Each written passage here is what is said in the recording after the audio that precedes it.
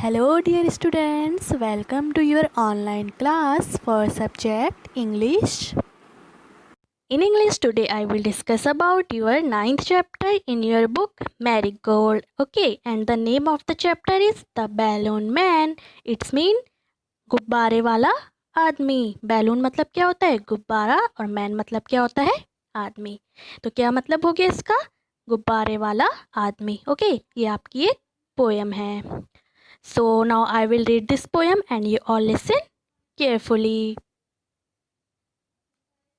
He always comes on market days and holds balloons, a lovely bunch.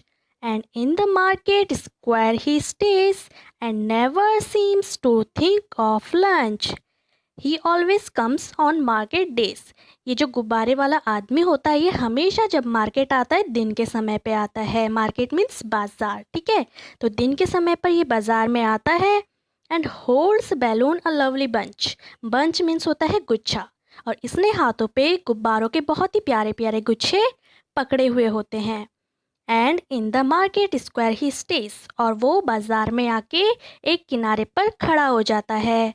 And never seems to think of lunch. और वो खाने के बारे में नहीं सोचता है.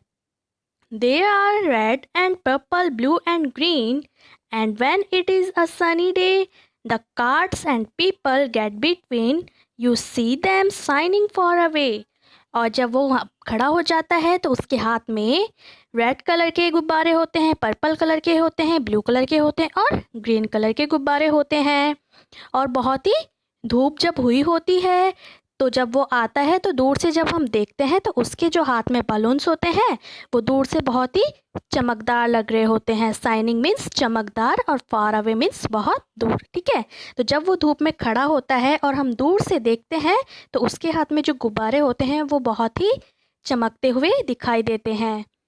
And some are big and some are small, all tied together with a string.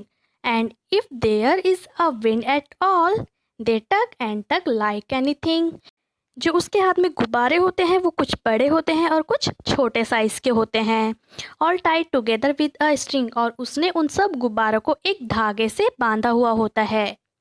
And if there is a wind at all. अगर वहाँ पर हवा आ जाए they tug and tug like anything. तो वो जो जितने भी गुब्बारे हैं वो आपस में बंध जाते हैं. उनकी जो डोर होती है वो आपस में उनकी गांठ बन जाती है.